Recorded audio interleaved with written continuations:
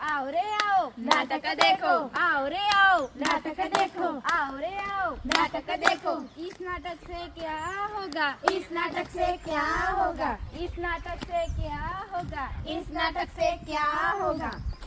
नमस्ते, હું દાદાજી। નમસ્તે, હું દાદાજીની પોત્રી ગોપી। નમસ્તે, હું નાની ચકલી। નમસ્તે, હું પર્યાવરણ પ્રેમી। ગોપી બેટા, તને ખબર છે જ્યારે હું તમારા જેવડો હતો ને ત્યારે સવારના 5 વાગે આખું આંગણું ચીચીના અવાજથી ગુંજી ઉઠતું હતું।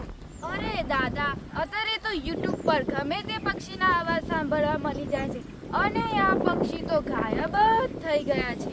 ના બેટા ના, આપણે એમને કાઢી મૂક્યા છે। આ પાકા પાકા મકાનો, મોબાઈલના મોટા ટાવરો અને વૃક્ષોનું કપાવું બિચારી ચકલી ક્યાં જાય?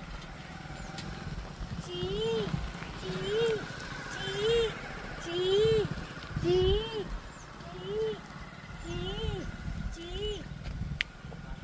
સાચું કહો છો દાદાજી, મારે પણ મારું ઘર બનાવવું છે, પણ પેલા બંગલામાં તો કાચ ફિટ થઈ ગયા છે અને મને માળો બનાવવાની જગ્યા જ નથી મળતી। મને તરસ પણ લાગે છે, પણ કુંડામાં તો પાણી જ નથી મળતું। મને ભૂખ પણ લાગે છે, પણ ખેતરોમાં તો દવા છંટાયેલી છે। અરે ચકલી, શું તને ખરેખર આટલી બધી તકલીફ છે? હા ગોપીબેન, તમારા મોબાઈલના તરંગો મને ધ્રુજારી નાખે છે અને હું મારો રસ્તો ભૂલી જાઉં છું। જો આ લોકો જાગૃત નહીં થશે તો ભવિષ્યમાં મને નાના બાળકો ફક્ત ફોટામાં જ જશે। નહીં, હજુ તો ઘણો ટાઈમ છે। આપણે આ ચકલીને પાછી લાવી શકીએ છીએ અને આપણું આંગણું ફરીથી ચીચીના અવાજથી ગુંજાવી શકીએ છીએ। કેવી રીતે? મારે પણ ચકલી સાથે રમવું છે। સરળ છે।